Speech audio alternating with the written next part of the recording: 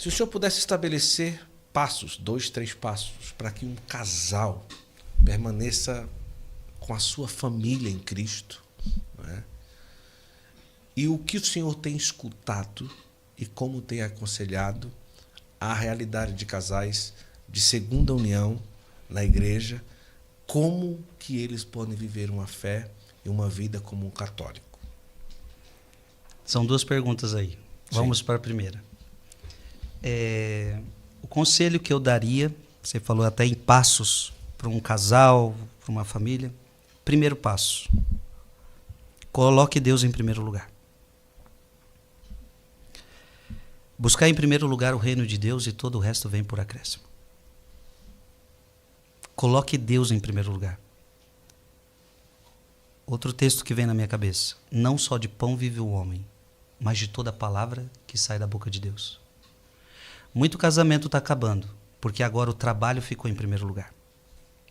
Porque agora o dinheiro ficou em primeiro lugar. Então é o marido querendo ganhar seu dinheiro, é a mulher querendo ganhar seu dinheiro, e os dois esqueceram o mais importante, Deus. Isso vai ter consequências graves. Os filhos já não são mais, não tem mais atenção para os filhos. Agora é trabalho, agora é ganhar a vida. E a gente luta, trabalha, e quando a gente tiver um tempo a gente precisa descansar. Então vamos para uma viagem, vamos usar esse dinheiro que a gente ganhou para viajar, para curtir a vida. E Deus está sendo esquecido. Quando você esquece Deus, você vai pagar a consequência cara por isso. Porque você nasceu para Ele. E uma vida sem Ele é perdição. Então eu diria para esse casal, coloque Deus em primeiro lugar. Se você é católico, nunca renunciar à missa por causa de passeio. Quantos casais renunciam à missa para passear? Isto é um pecado grave para uma família católica, que tem a consciência da missa, sabe a importância de uma missa dominical, mas agora a sua vida virou trabalho e passeio. Trabalho e descanso. E Deus, quando der tempo, ou sei lá o quê, talvez quando eu estiver sofrendo muito, eu procure. Então eu diria, primeiro passo, colocar Deus em primeiro lugar. Depois, priorize sua família. O que está acontecendo hoje, Guto? Estão priorizando o trabalho. Lembra que a gente leu, o dinheiro é a fonte de todos os males? O dinheiro está sendo a fonte dos males no casamento, na família. Então, por causa de dinheiro, porque o dinheiro ali ele vai animando, né? Vai animando. Vamos ganhar mais, vai dar para a gente passear mais. Veja, não é isso, gente. O dinheiro passa. Então, coloque Deus em primeiro lugar. Depois, priorize sua família. Mulher, dê atenção para o seu marido dê atenção para a sua mulher. A Bíblia vai falar isso. Maridos, amai vossas mulheres. Amar, Guto, é cuidado, é zelo, é estar próximo, é cuidar. Mulheres, sede submissas aos vossos maridos significa cuidado, isso significa zelo. E os pais cuidarem desses filhos, darem atenção, conversa, passear junto. Eu creio que esses 2 conselhos são fundamentais. Terceiro conselho que eu diria: fazer da sua família, da sua casa, um santuário para Deus. O Papa João Paulo II, ele teve uma inspiração gigantesca. Família, santuário da vida. Essa é uma frase de João Paulo II. Família, santuário da vida. Aí o Papa João Paulo II, igreja doméstica. Isso é Papa João Paulo II. Que sacada que João Paulo II teve. A sua casa precisa ser uma igreja. As famílias não estão entendendo isso. Sua segunda pergunta era? Segunda união. O HD, brincadeira. Segunda união. Abra o catecismo. Bora. Tá todo mundo firme aí fora? Tá frio aí, não? Tá, mas tá tudo tranquilo, né, Frei? Então firme e forte lá, o pessoal. Você que tá em casa também aí, todo mundo aí. Olha, gente, eu tô feliz pra caramba. Olha, o Frei é realmente uma força de catequese, né? E, nossa, eu tô aqui aprendendo pra caramba. Vamos lá, Frei. Agora, qual é o parágrafo? Você tocou num assunto delicado. Sim. Mas eu quero responder com o biblicatecismo, Bora. porque não sou eu. Tá. É a Bíblia que fala, é o catecismo que fala. Então vamos lá. Primeiro Bíblia. Primeiro Bíblia. Tá. Por que essa pessoa não pode morar junto? Certo. Porque a Bíblia fala isso. Vai lá em... Vamos voltar a Gálatas. Gálatas capítulo 5. Ok. Certo. Gálatas capítulo 5, versículo 19. Ok. Eu só quero que você leia a primeira obra da carne. Ah, a gente vai voltar Voltou naquela. naquele texto. Fornicação. Ora, as obras da carne são estas. Primeira, Fornicação. fornicação. O que é fornicação, Guto? O catecismo mesmo responde. Sim. Você pode procurar aqui. Fornicação é sexo fora do casamento. Isso. Então, eu não tenho autoridade para dizer que você pode ter sexo fora do casamento. Sim. Porque a Bíblia não me dá essa autoridade. Então, primeiro passo, eu não posso dizer que está tudo bem, que está tudo legal. Porque isto é uma obra carnal. Então, isso seria muito problemático eu dizer para alguém, está tranquilo. Tá tudo certo. Porque, olha o que a Bíblia está dizendo. Agora lê o versículo 21, lá no final. Como já vos preveni. Lê aí. Como já vos preveni. No caso, o versículo Versículo final? 21. Versículo Ah, 21. Os que praticarem. Os que praticarem não herdarão o reino de Deus. Os que praticarem o quê? A fornicação? Isso. Está englobado. Isso. Se praticar a Tudo fornicação... aquilo que nós lemos, tá? Se praticar a fornicação o quê? Não herdarão o reino de Deus. Quem falou isso não é eu. É a Bíblia. Ô Guto, isso é um assunto seríssimo. Então, primeira coisa, para quem mora junto, eu não posso dizer que está tudo legal. Desculpa se alguém disse para você que está tudo legal, mas eu, quando leio Bíblia, não vejo que está tudo legal. A Bíblia não me diz que está tudo legal, porque estaria tudo legal assim, ó. As obras da carne são essas, fornicação. Aí chegava lá no versículo 21, mas fique tranquilo, nós damos um jeito de você entrar no céu mesmo assim. Sim. O pessoal tá rindo. O pessoal está rindo. Pra plateia. A Bíblia não está dizendo que vai dar um jeitinho. A Bíblia está dizendo categoricamente, se você vive o sexo fora do casamento sem o arrependimento, você não herdará o reino de Deus. Eu não brinco com a palavra. Se a palavra está dizendo, eu acredito nela. Certo? Então, primeira coisa, eu não posso dizer que está tudo legal com você. Mas outros casos, veja, pode acontecer também em muitos dos casos, Mateus capítulo 19. Vamos para Mateus capítulo 19?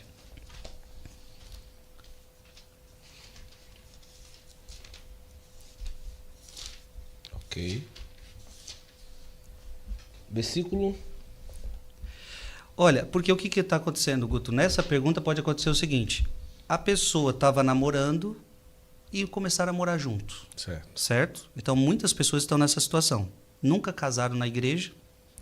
Lembrar que também casamento no civil não é reconhecido para nós, né? Então, casamento é casamento no religioso, Sim. na igreja católica.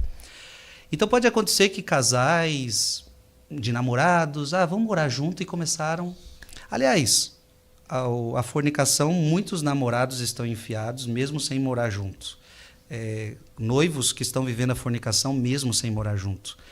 Então, veja que esse é o pecado que não é só de quem mora junto, é de muita gente, né? Mas, o Guto, tem casos onde ela já casou uma vez. Isso. Não houve nulidade matrimonial. E ela está num outro relacionamento. Está em outro relacionamento.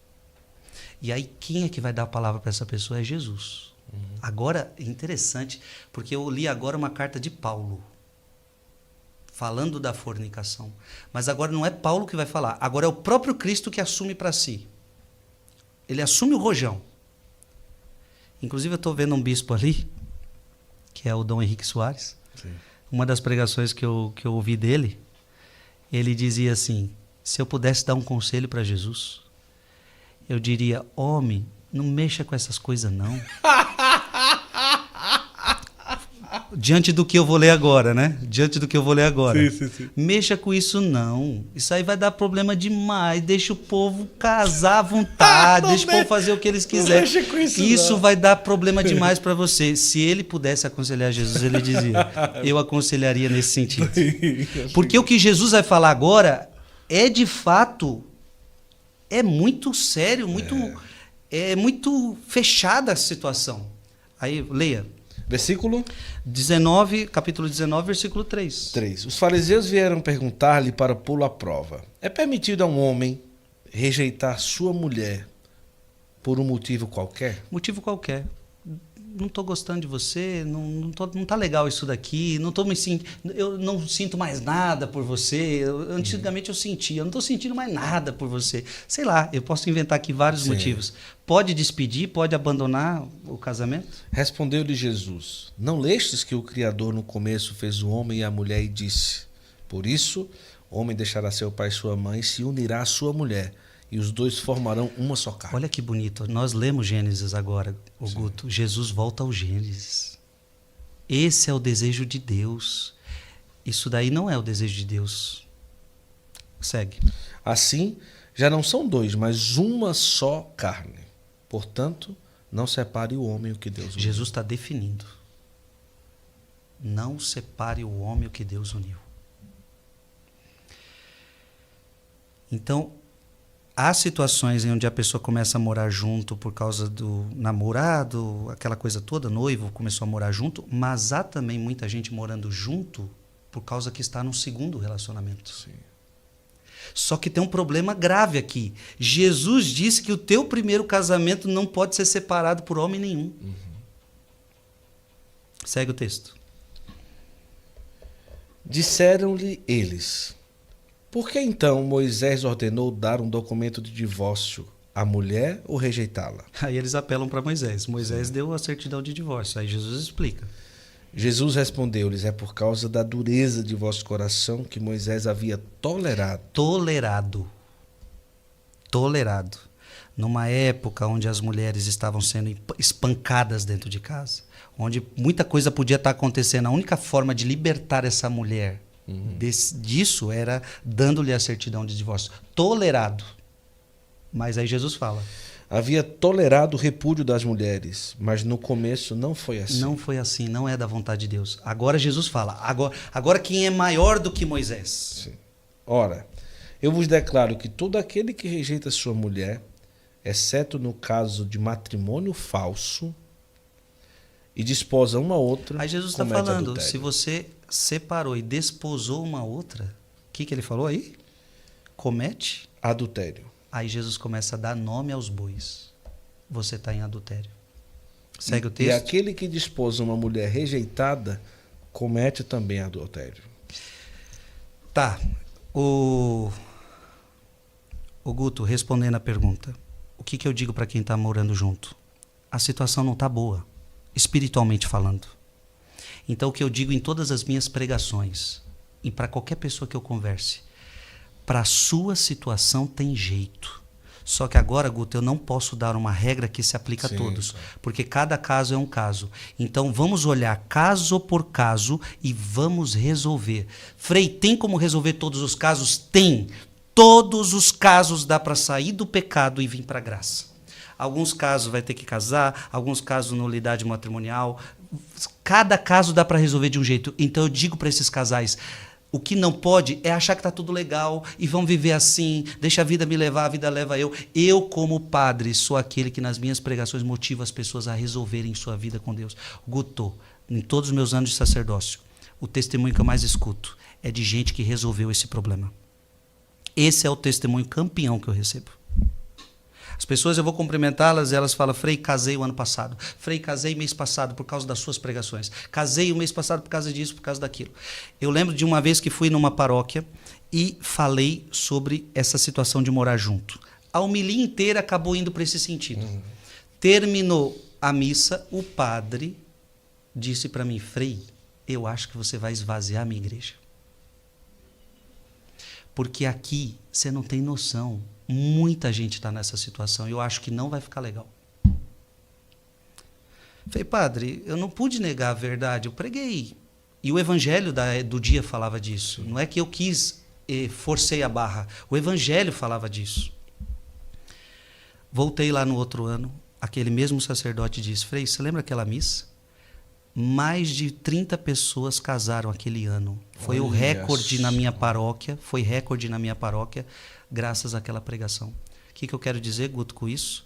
Que se nós não falarmos, se nós não sacudirmos os cristãos de que não está legal, que tem que resolver e que tem solução para cada um jeito, basta você querer, vamos procurar, vai dar certo. Então, para cada caso, tem uma solução. E é nessa hora as pessoas vão precisar de bons padres para ver a sua situação particular, para tentá-la, ajudá-la. Eu vou te contar um caso recente. Um casal que eu conheço há anos. Certo. Já passaram dos seus 50 anos. E nunca casaram. São de missa, têm a fé, estão vendo seus filhos casando, batizando seus filhos. E eu cheguei para eles como sacerdote, eu amo tanto vocês. Por que vocês não casaram ainda? Me expliquem.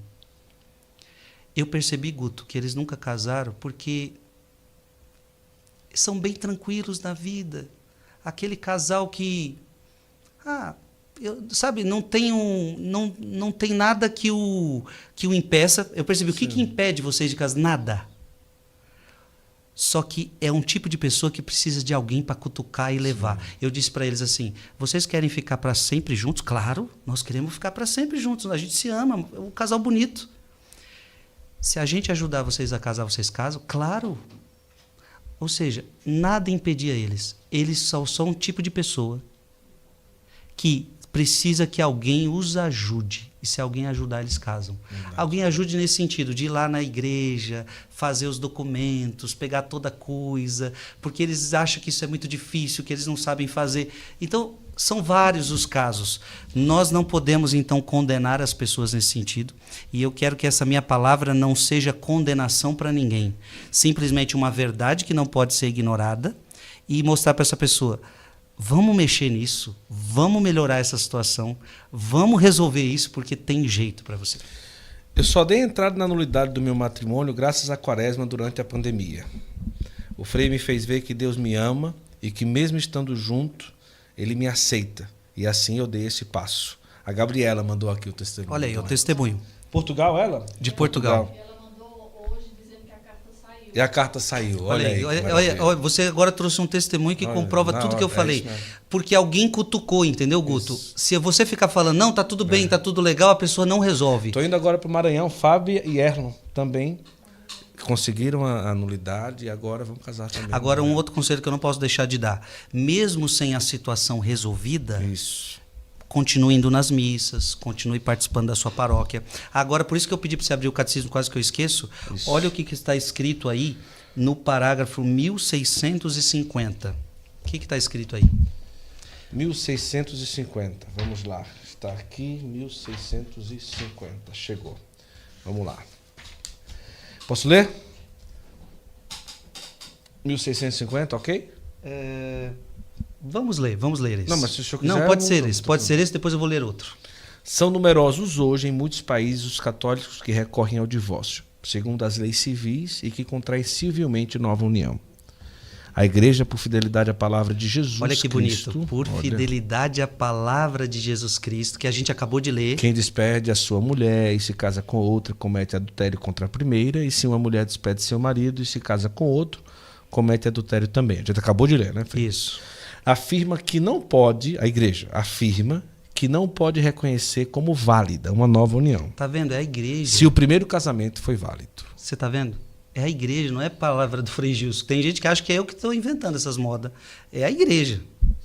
Se os divorciados tornam-se a se casar no civil, ficam numa situação que contraria objetivamente a lei de Deus. Tá claro aqui. Não podem, portanto, ter acesso à comunhão eucarística. Olha aqui, Guto. É tão séria a tua situação, não podemos encarar como se não fosse nada. Uhum. É tão séria a situação da tua alma porque nós lemos Gálatas, lemos Mateus 19, que agora o que acontece?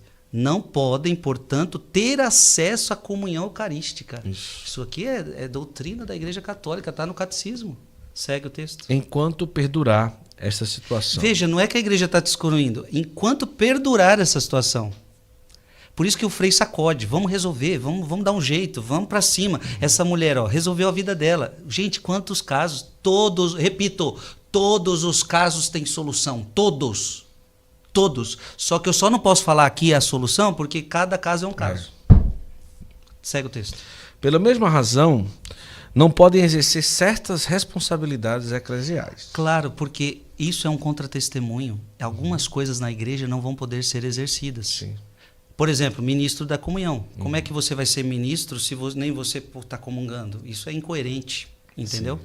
Segue o texto. A reconciliação pelo sacramento da penitência só pode ser concedida aos que se mostram arrependidos por haverem violado o sinal da aliança e da fidelidade a Cristo e se comprometem a viver em completa continência. Olha isso, Guto, que a igreja está orientando. A pessoa fala, mas eu não posso confessar. Você pode se confessar. A questão é que, para se confessar, só pode ser concedida a confissão aos que se mostram arrependidos. Então, não tem nexo você falar assim, padre, eu estou no pecado da fornicação, tendo sexo fora do casamento. Só que hoje à noite você já sabe que você vai fazer sexo de novo. Não tem nexo. Não tem nexo. Se você não decidir a parar com isso. Entende?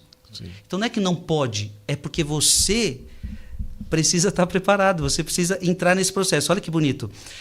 A penitência só pode ser concedida aos que se mostram arrependidos por haverem violado o sinal da aliança e da fidelidade a Cristo. Você tem que reconhecer isso. Eu traí a Cristo, eu traí uma aliança. E se comprometem a viver em completa continência. Então quer dizer, Frei, que se eu me decidir a viver em continência, eu poderia me confessar? Pode, está aqui. Uhum. Se você se arrepender do teu pecado e você falar, esse é o meu pecado, sexo fora do casamento, e eu vou agora viver em continência, não ter relações sexuais, você estaria aberto, porque você se arrependeu, você tomou uma postura objetiva, prática, e olha, a graça se abre, sabe?